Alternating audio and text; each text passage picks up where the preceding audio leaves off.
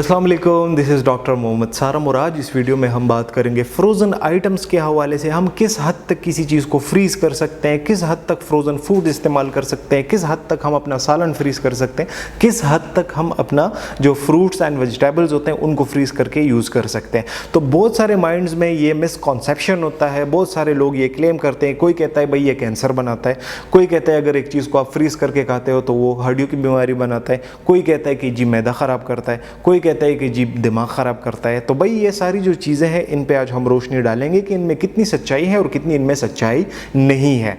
तो भाई यहाँ पे दो चीज़ें आ जाती हैं। एक अगर हम देखें तो भाई आजकल के बिजी शेड्यूल की वजह से हर बंदा जो होता है, तकरीबन हर बंदा जो कि फाइनेंशियली सेट है तो वो फ्रोज़न फूड्स की तरफ जाता है। तो एक तो फ्रोज़न फूड्स वाला जो है पहलू हो गया। दूसरी बात यहाँ पे आ जाती है कि अगर हम देखें तो हमारे तकरीबन हर घर में महीने का राशन एक साथ आता है, चाहे वो जो भी हो, चाहे वो सब्जियां हो, टमाटर हो, प्याज हो, जो भी हो वो उसी तरह आते हैं। तो कोई जो जितने बंदे अक्सर होते हैं उनको प्यूरी बना के या उनका जूस बना के या उनका पेस्ट बना के उनको फ्रीज़ कर लेते हैं, फिर Aahista Aahista with the passage of time उनको कंज्यूम करते हैं या यूज़ करते हैं।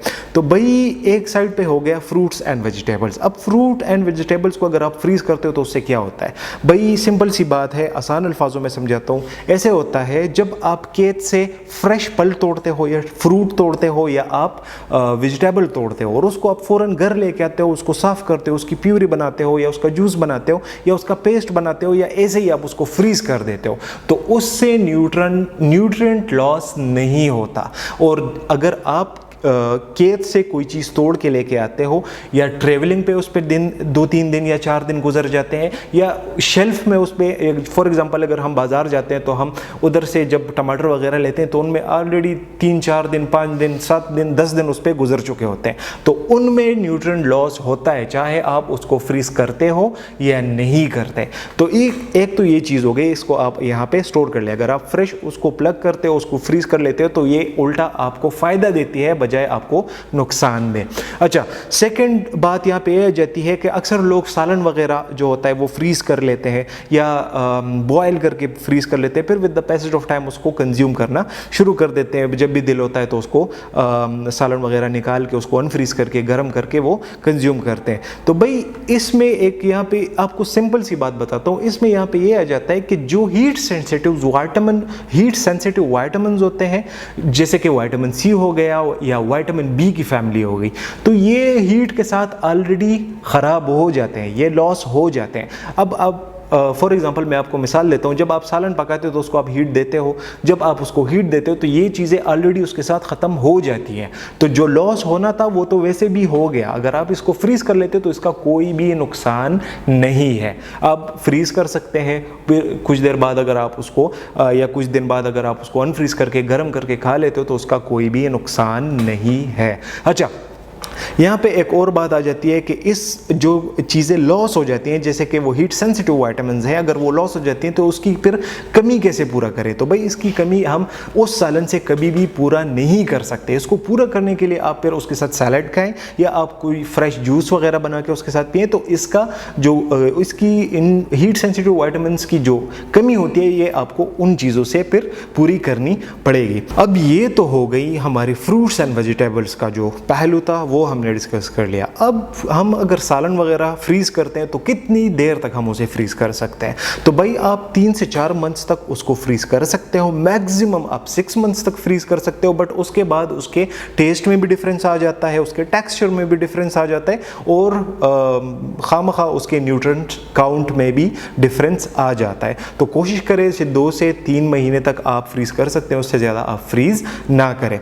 बहुत सारे लोग क्या करते हैं, उनके पास टाइम नहीं होता, उनके पास जैसे कि मैंने पहले बताया हस्बैंड वाइफ अगर दोनों बाहर काम करते हैं, जॉब पे जाते हैं, तो उनके पास टाइम नहीं होता, तो वो क्या करते हैं, प्रोसेस मीट की तरफ जाते हैं, जो कि हमारा फ्रोज़न मीट होता है, जो कि हमारे नगेट्स होते हैं, बर्गर पैटीज़ होती हैं, स्प्रिंग रोल्स होती हैं, जो कि ये चीज़ें हो जाती हैं, कैनन्स वगैरह के ये जो प्रोडक्ट्स होते हैं इनकी तरफ चले जाते हैं। तो भाई अगर आप फ्रीज़ करना चाहते हो तो सालन फ्रीज़ कर सकते हो, अगर आप फ्रीज़ करना चाहते हो तो आप जितने वेजिटेबल्स हैं वो फ्रीज़ कर सकते हो, उनकी प्यूरी बना के फ्रीज़ कर सकते हो, जूस बना के फ्रीज़ कर सकते सकते हो, फ्रूट्स को फ्रीज कर सकते हो।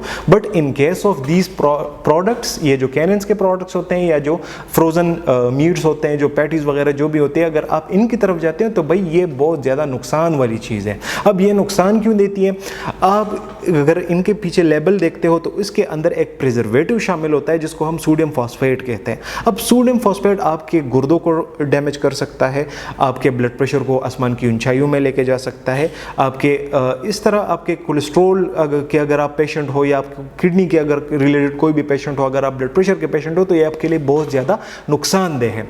अब बहुत सारे लोग ये जो हमारे फ्रोज़न चीज़ें होती हैं या जो प्रोडक्ट्स होते हैं इनको इसलिए यूज़ करते हैं क्योंकि उनके पास टाइम नहीं होता। तो उनके लिए मेरे यहाँ पे एक रिक्वेस्ट होगी कि आप ऐसे करें कि हफ्ते में एक दफ़ा, अगर आपके पास बिल्कुल टाइम नहीं है तो हफ्ते में एक दफ़ा या 2 दफ़ा आप कोई भी सालन वगैरह सब्ज़ी वगैरह बना लें, उसको फ्रीज़ कर लें, थोड़ा थोड़ा करके उसको कंज्यूम किया करें। तो इस चीज़ को अगर आप ज़्यादा यूज़ करते हो तो आपको कोलेस्ट्रॉल भी बढ़ेगा, ब्लड प्रेशर भी बढ़ जाएगा, इसके अलावा आपकी किडनीज़ को भी ये मुतासिर कर सकता है उसके फंक्शन को, और उसके और भी बहुत ज़्यादा नुकसानात हो सकते हैं। तो अगर in term of fruits and vegetables freeze करना हो तो it is a good thing. आपको फॉर एग्जांपल अगर आप 1 किलो टमाटर लेके आ जाते हो, ½ kg आप फ्रीज कर लेते हो, ½ kg आप ऐसे ही रख देते हो, तो दोनों के न्यूट्रिएंट्स काउंट में कोई भी फ़र्क नहीं आएगा। इन term of fruits and vegetables it is completely safe to freeze anything you want। But अगर in terms of ये चीज़ें आ जाती हैं, फ्रोज़न जो स्टफ़ होता है, जो कि नगेट्स होते हैं, जो कि ये गन बला होती हैं, जो कि कैनन्स वगैरह सबरोज़ो वगैरह के जितने भी चीज़ें हैं, तो उनका डेली यूज़ आपको बहुत सारी बीमारियों के अंदर धकेल सकता है।